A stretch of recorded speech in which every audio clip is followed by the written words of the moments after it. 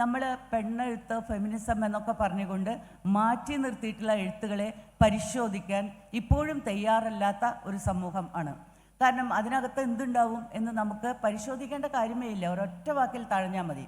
ആദ്യ കാലഘട്ടത്തിൽ ഈ ഫെമിനിസം എന്ന് പറയുന്ന ആശയം സംസാരിച്ചു തുടങ്ങുമ്പോൾ തന്നെ അത് പുരുഷനെതിരായിട്ടുള്ള എന്തോ ഒന്നാണ്, അതുകൊണ്ട് തന്നെ ഇത് നമ്മൾ അംഗീകരിക്കേണ്ട കാര്യമില്ല എന്ന രീതിയിലുള്ള ഒരുപാട് ആശയ തർക്കങ്ങളും അതുപോലെ തന്നെ തല്ലൂട്ടങ്ങളൊക്കെ ഉണ്ടായിട്ടുണ്ട്.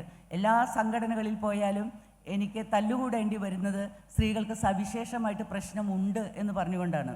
അത് സാംസ്കാരികമാണ്, അത് സാമൂഹികമാണ്.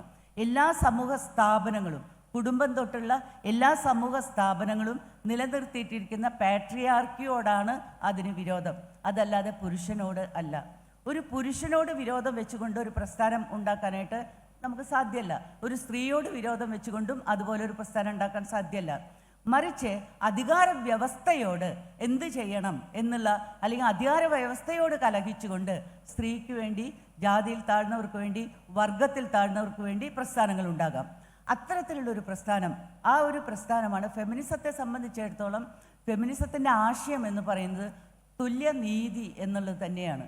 തുല്യനീതിയിൽ അധിഷ്ഠിതമായൊരു ലോകം, ഒരു ജീവിതം സഹനീയമായൊരു ലോകം സൃഷ്ടിക്കുക എന്നുള്ളതാണ്.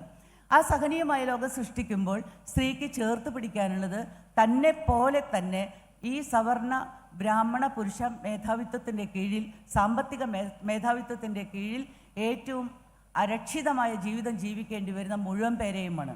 അത് ഇന്ത്യയിൽ പ്രത്യേകിച്ചും ജാതിക്കെതിരായിട്ടുള്ള ഒരു പോരാട്ടം നടക്കുന്ന ആളുകളോട് ഒപ്പം ചേർന്ന് നിൽക്കുക എന്നുള്ളതാണ് സ്ത്രീകളുടെ ഏറ്റവും പ്രധാനപ്പെട്ട ഒരു ഉത്തരവാദിത്വം എന്ന് പറയുന്നത്.